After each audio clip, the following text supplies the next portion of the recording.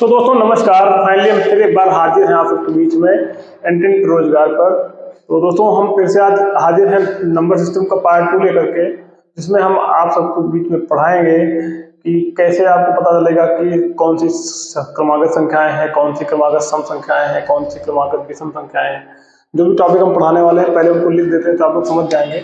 सबसे पहले हम आप लोगों को पढ़ाएंगे क्रमागत संख्याएं। क्रमागत संख्याएं या संख्या, क्रमागत संख्या कौन कौन सी होती हैं। इसके बाद नंबर 2 पर पढ़ाएंगे क्रमागत सम संख्या, क्रमागत सम संख्या। और इसके बाद पढ़ाएंगे हम आपको क्रमागत विषम संख्या, क्रमागत विषम संख्या। तो जैसा कि आप लोगों को दोस्तों पता होगा कि क्रमागत संख्याएं कौन कौन सी हैं, ऐसा तो सबको पता है, इस विषय में सबको जानकारी है। क्रमागत सम संख्याएं कौन सी, क्रमागत विषम संख्याएं कौन सी, इसकी भी जानकारी आप सबको है लगभग। लेकिन जैसे भी हम कोशिश करेंगे आप लोगों को सरल भाषा में समझाने की, तो इससे पहले हम इसको पहले हटाते हैं। सबसे पहले हम लिखा रहने देंगे कि क्रमागत संख्याएं कौन कौन सी हैं या क्रमागत संख्याओं को हम लोग कैसे डिनोट करते हैं। क्रमागत संख्याएं वो संख्या होती हैं जो लगातार होती हैं, लगातार।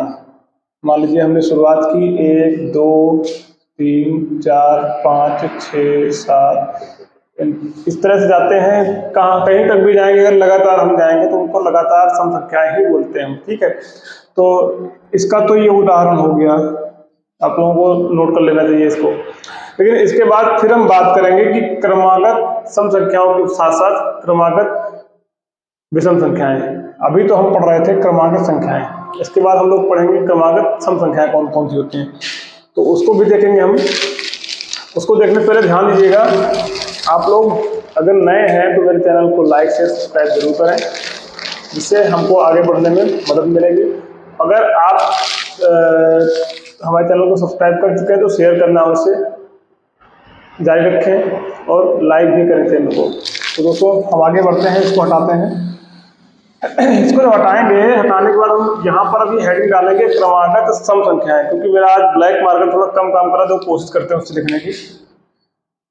क्रमागत सम संख्याएं, ये कौन कौन सी संख्याएं होती है। सम संख्या कौन कौन सी होती है, सबसे छोटी सम संख्या कौन सी होती है, इसमें आपको जानकारी हो जाएगी। मान लीजिए सबसे छोटी संख्या है कौन सी, 2। उसके बाद क्या है, 4 के बाद फिर क्या है, 6 के बाद फिर क्या है, 8 के बाद फिर क्या है, 9 नहीं हो पाएगी। उसके बाद क्या होगा, 10, क्योंकि यहाँ बात हो रही है क्रमागत सम संख्याओं की। कौन संख्या, सम संख्याएं, वो भी कौन सी, क्रमागत, एक ही सीक्वेंस में आने वाली संख्याएं, वो भी कौन सी, क्रमागत होनी चाहिए। और कौन सी होनी चाहिए बच्चों, सम संख्या होनी चाहिए। सम संख्याओं की बात हम लोग कर रहे हैं यहाँ पर। तो ऐसे किसी भी नंबर को आप ले सकते हैं। मान लीजिए आपने लिया 14 16 और 18 20 22 मतलब कुछ भी, जो भी सम होगा और लगातार होगा उसी को हम बोलते हैं क्रमागत सम संख्या। तो इसको आप लोग नोट कर सकते हैं। इसके बाद में हम बात करेंगे क्रमागत विषम संख्याओं की। फिर से हम हेडिंग डालते हैं क्रमागत विषम संख्याएं। यहाँ पर क्रमागत विषम संख्याएं। इसके विषय में जानकारी लेना चाहते हैं तो देखते हैं क्रमागत विषम संख्याएं कौन कौन सी होती हैं। ये तो क्रमागत सम संख्याएं आपकी हो गई। बात करें क्रमागत विषम की, तो विषम कौन संख्या होती है, 1 विषम संख्या है। तो उसी तरह से 1 के साथ क्या हो सकता है, 3 हो सकता है, 5 हो सकता है, 7 हो सकता है, 9 हो सकता है, 11 हो सकता है, 13 हो सकता है। या आप लोगों को थोड़ा और आगे बढ़ाएं, मान लीजिए 41 हो गया, 43 हो गया, 45 हो गया, 47 हो गया। ये सब क्या है, ये सभी संख्याएं आपकी विषम संख्याएं हैं।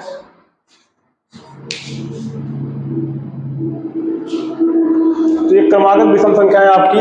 इन संख्याओं को आप उदाहरण के तौर पर लिख सकते हैं। ऐसी जो संख्याएं होंगी ये क्या होंगी आपकी, ये संख्याएं विषम संख्याएं होंगी आपकी। तो अभी हमने आप लोगों को क्या पढ़ाया इस बीच में, सबसे पहले शुरुआत की हमने क्रमागत संख्याओं के विषय में दोस्तों। उसके बाद फिर क्रमागत सम संख्याएं, उसके बाद फिर क्या, क्रमागत विषम संख्याएं। इनके विषय में तो आप सबको जानकारी मिल ही चुकी होगी। ये ओवरऑल सभी एग्जाम्स के लिए इंपॉर्टेंट है। सभी प्यारे बच्चों, सभी जो भी कक्षा 1 से लेकर जो भी शुरुआत करता है उन सभी बच्चों के लिए इंपॉर्टेंट है। सबके सब लोग इसको देख सकते हैं, आप समझ सकते हैं इसको। उसके साथ साथ जो भी कॉम्पिटिटिव एग्जाम्स की तैयारी कर रहे हैं उन सबके लिए इंपॉर्टेंट है ये। बिल्कुल आप इसको एकदम कंठ बांध के बिल्कुल तैयार कर लीजिए, एकदम आप सुन लीजिए इसको। ये आपके बिल्कुल हर पेपर में आने वाला है, मिलने वाला है। तो दोस्तों हम आगे बढ़ते हैं, आगे बढ़ने से पहले इसको हटाएंगे।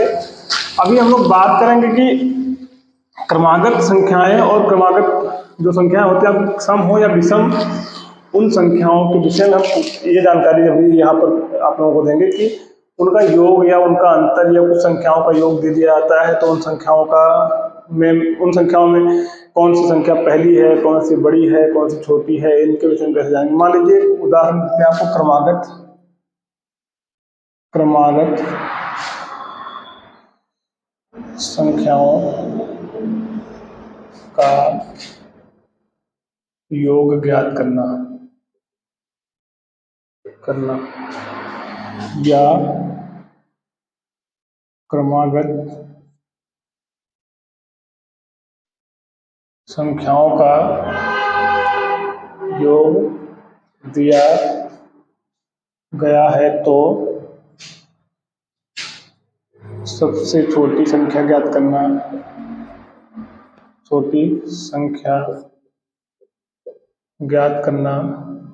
या सबसे बड़ी संख्या ज्ञात करना। आप लोग समझ सकते हैं, जो भी ऐसे सवाल होते हैं इनमें इस तरह के प्रश्न आपसे पूछे जाते हैं। मान लीजिए आपको दे दिया जाएगा कि 5 क्रमागत संख्याओं का योगफल इतना है, इनमें से छोटी संख्या क्या होगी, या 6 क्रमागत सम संख्याओं का योगफल इतना है, इनमें से बड़ी संख्या क्या होगी। लेकिन आजकल का जो ट्रेंड चल रहा है, सवाल पूछते हैं आपसे, प्रश्न बिल्कुल हूबहू साधारण ऐसे ही देंगे आपको दोस्तों, लेकिन उनमें क्या करेंगे, आपको कुछ अलग पूछ लेंगे आपसे, कुछ थोड़ा सा डिफरेंट हट के पूछ लेंगे। तो उसको बताते हैं हम आप लोगों को।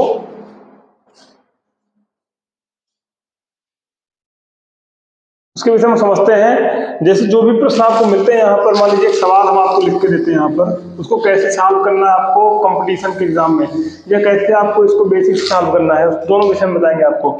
मान लीजिए आपको एक सवाल दे दिया जाता है कि 3 क्रमागत सम संख्याओं का योगफल 15 है, तो छोटी और बड़ी संख्या का अंतर ज्ञात करें। अभी यहाँ देखने वाली बात सिर्फ एक है कि संख्याएं कितनी है बच्चों, 3 है, उनका योगफल कितना है, 15 है। 3 संख्याएं योगफल 15। तो सबसे पहले आपको क्या पता करना है कि इन संख्याओं में छोटी और बड़ी संख्या का अंतर तब निकाल पाओगे आप लोग जब आपको पता होगा छोटी संख्या कौन सी, बड़ी संख्या कौन सी। इसको करने के लिए क्या होगा, आपको पता होगा क्रमागत संख्याओं को हम क्या करते हैं, क्रमागत किसी भी संख्या को हम x मान लेते हैं, ठीक है। तो क्रमागत संख्याएं क्या हो जाएंगी आपकी, मान लीजिए पहली क्रमागत संख्या x हो जाएगी, दूसरी हो जाएगी x+1, या लेकिन यहाँ बात की गई सम संख्या की, तो ध्यान देना यहाँ पर जब भी सम संख्या की बात करेंगे तो इसको क्या मानेंगे, इसको x मान लिया, इसको x+2 मानेंगे, इसको क्या मानेंगे, x+4 मान लीजिए, क्योंकि तभी तो हम निकाल पाएंगे छोटी संख्या और बड़ी संख्या, ठीक है। तो मान लीजिए हमने क्या किया, x+2 x+4 इनका योग किया, योग करने के बाद मैं क्या देख रहा हूँ, क्योंकि संख्या एक ये हो गई, एक ये हो गया और एक ये हो गई, तीनों संख्याओं का योगफल कितना है, 15 है। 15 लिख दिया हमने, 1 2 3x लिख लिया, 3x के साथ में 4 2 6 लिख लिया, बराबर में 15 लिख लिया। अभी पक्षांतर करेंगे क्या होगा, 3x बराबर में 15 से 6 जाए कितना, 15 - 6, तो 3x बराबर कितना हो जाएगा, 9। तो x बराबर क्या निकल के आएगा, 9/3, यानी कि 9 3 तरह की 9, यानी x की वैल्यू कितनी आई, x की वैल्यू यहाँ से 3 निकल के आई। जब x की वैल्यू यहाँ से 3 निकल के आती है दोस्तों, तो हम आप देखते हैं कि जब x की वैल्यू यहाँ से 3 निकल के आती है तो इसको हम कहाँ रखते हैं, इसके बराबर में रखते हैं, क्योंकि x के बराबर हमने 3 पहले से पढ़ रखा है यहाँ पे, ठीक है। x की जगह पर हम रखते हैं 3, तो इसके बराबर में अगर हमने 3 रखा, x बराबर अगर 3 रखा तो x+2 की जगह क्या होगा, 2 बराबर 3 + 2 यानी कितना हो जाएगा, 5। और x प्लस 4 क्या हो जाएगा 3 प्लस 4 यानी कितना हो जाएगा x प्लस 4 करेंगे 3 प्लस 4 7 हो जाएगा। तो देखो दोस्तों यहाँ से x प्लस 4 यानी क्या 3 प्लस 4 7 और 7 5 12 12 3 15 तीनों का योगफल 15 आया कि नहीं आया आया ना। तो ये ऐसे निकल जाता है, इसको क्या करेंगे हम हटा देंगे, फिर हम तीनों का योगफल यहाँ से 15 निकल के आता है। और जब यहाँ से 15 निकल के आया तो हमने क्या पूछा था आपसे, सवाल में पूछा गया था छोटी संख्या और बड़ी संख्या का अंतर ज्ञात कीजिए। कैसे निकालेंगे हम, छोटी संख्या क्या आपकी x है, बड़ी संख्या क्या x प्लस 4। देखो ध्यान से यहाँ पर ये x है और ये x प्लस 4 है, तो छोटी संख्या की वैल्यू कितनी है यहाँ पर 3, बड़ी वाली कितनी वैल्यू 7, 7 से 3 गया कितना बचेगा 4, 4 आपका उत्तर हो जाएगा दोस्तों यहाँ से। लेकिन इसको डायरेक्टली अगर करना है आपको तो कैसे करेंगे, साधारण तरीके से। ये तो हो गया आपका एक लेंथी तरीका जो आपका बुक्स में है और ये एक प्रॉपर तरीका भी है, लेकिन आप इसको थोड़ा जल्दी करना चाहेंगे क्योंकि सवाल छोटा है तो इसको आप जाहिर सी बात है ऐसे नहीं करना चाहेंगे क्योंकि ये आपको थोड़ा सा बड़ा प्रोसेस हो जाता है। इसको छोटे से करने के लिए कैसे करना पड़ेगा आपको, छोटे से करने के लिए ध्यान दीजिएगा। इसको हम हटाते हैं एक बार, इसको फिर से हमने हटा दिया, सवाल वही लिखा रहेगा आपका, सवाल जो आपका है वो लिखा रहेगा ऊपर। इसको हटा दिया, हटाने के बाद फिर से वापस गए, वापस जाने के बाद हमने देखा संख्या टोटल कितनी, इसका एक छोटा सा फार्मूला होता है संख्याओं का योगफल। जब भी ऐसा निकालते हैं संख्याओं का योगफल बटे में कुल संख्या, तो इसको हम क्या कह सकते हैं, संख्याओं को हम n से भी डिनोट करते हैं। तो मान लीजिए क्या कह दिया गया nों का योगफल बटे में n, ठीक। तो संख्याओं का योगफल बटे में संख्या, इसको करने से पहले ध्यान दीजिएगा संख्याओं का योगफल यहाँ से कितना दिया गया 15, संख्या कितनी 3 से 15 का भाग किया कितना आया 5, जो 5 निकल के आई आपको क्या निकल के आई, बीच की संख्या निकल के आई, क्योंकि 3 संख्या निकल के आई 1 2 और 3 में से जो 5 निकल के आएगा ये आपकी बीच की संख्या में होगी। अगर इसको बीच की संख्या मान लिया गया क्योंकि तीन संख्याएं, सॉरी यहाँ पे हम भूल गए लिखने के लिए, 3 सम नहीं 3 विषम होगा, यहाँ से 3 विषम संख्या होंगी तो हो जाता